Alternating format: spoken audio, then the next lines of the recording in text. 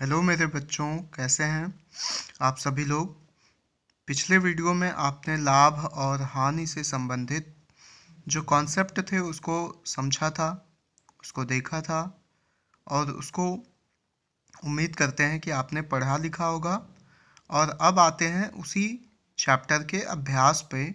एक दो और फार्मूले आपको बताने थे, लेकिन वो सवाल के बीच बीच में ही हम लोग पढ़ेंगे, क्योंकि ज़्यादा फार्मूला पहले से ही बता देने से आपको लगेगा कि फार्मूला बेस्ड हो गया है।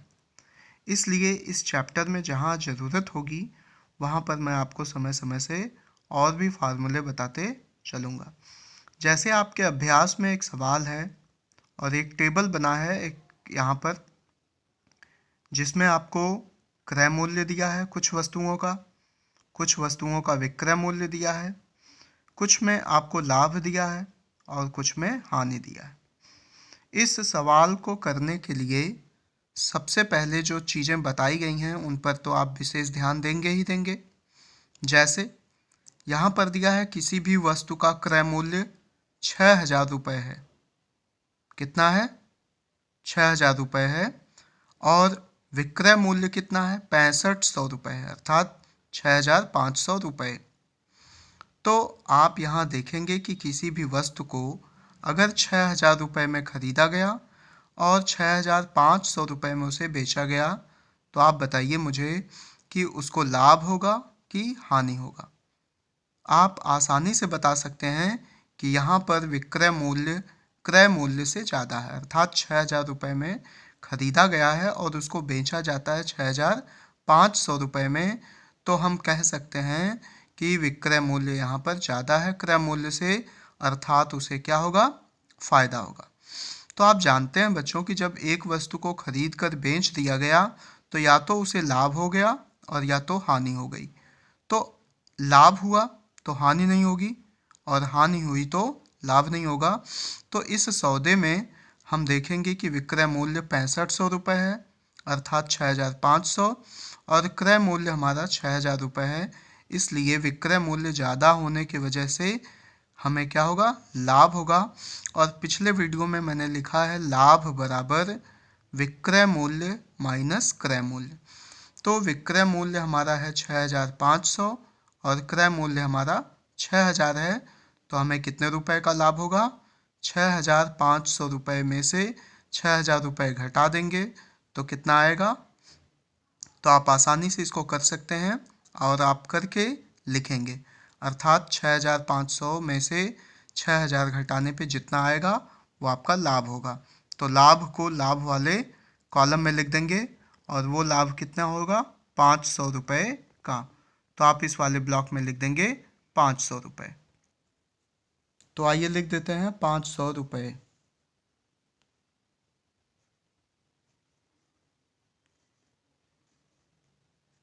ये हो गया 500 रुपये का लाभ हो गया और हमें कोई हानि नहीं हुई इस सौदे में, तो हम यहाँ पे क्रॉस लगा देंगे। उसी तरह से दूसरे सवाल में देखेंगे कि वस्तु का क्रय मूल्य दिया है 4,320 रुपये, अर्थात 4,320 रुपये, और उसे बेचा जाने वाला मूल्य विक्रय मूल्य है 4,300 रुपये। तो बताइए 4,320 रुपये ज़्यादा हैं कि 4,300 रुपये? तो आप तुलना करेंगे तो आपको पता चलेगा कि क्रय मूल्य ज़्यादा है और विक्रय मूल्य कम है, तो अर्थात हमें इस सौदे में होगा नुकसान, अर्थात हानि होगी।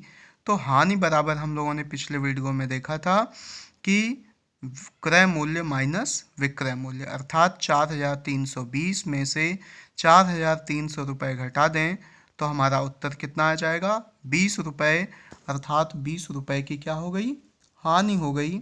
और 20 रुपये की हानि हो गई तो हम यहाँ लिख देंगे 20, और हमें लाभ कुछ नहीं हुआ तो हम लगा देंगे यहाँ पे क्रॉस का निशान, अर्थात इस सौदे में हमें 20 रुपये की हानि हुई।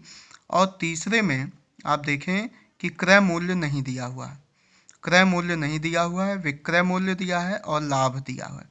तो हम यहाँ पर आप लोगों को ध्यान से एक प्रश्न पढ़ते हैं और समझाने की कोशिश करते हैं, तो आप इसे समझिए और बताइए कि क्रय मूल्य कैसे निकाला जा सकता है।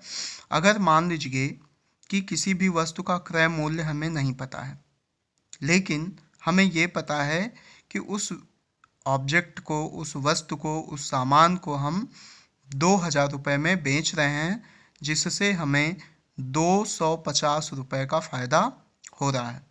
कितने का फ़ायदा हो रहा है? 250 रुपये का।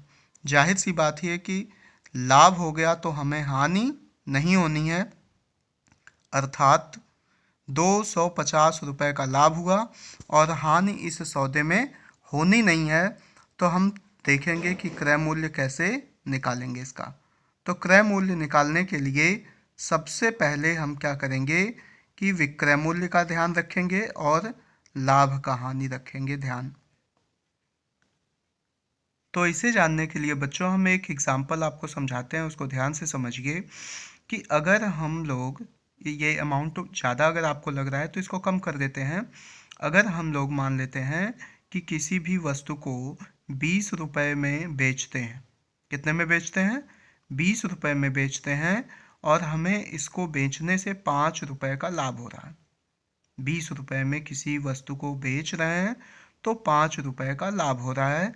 तो हम इसे कितने रुपए में खरीदे थे? तो आप आसानी से कह सकते हैं कि सर 20 माइनस 5, अर्थात विक्रय मूल्य में से लाभ को घटा दिया जाए तो हमें उस वस्तु का क्रय मूल्य पता चल जाएगा। अर्थात ये कहा जा सकता है कि जब किसी वस्तु का विक्रय मूल्य दिया हो और लाभ दिया हो तो हम आसानी से क्रय मूल्य जानने के लिए विक्रय मूल्य में से उस लाभ को घटा देते हैं। हम यहाँ पर लिख भी सकते हैं क्रय मूल्य बराबर विक्रय मूल्य माइनस लाभ। क्रय मूल्य बराबर विक्रय मूल्य माइनस लाभ लिख देते हैं, बच्चों को जानने के लिए आसानी हो जाएगी।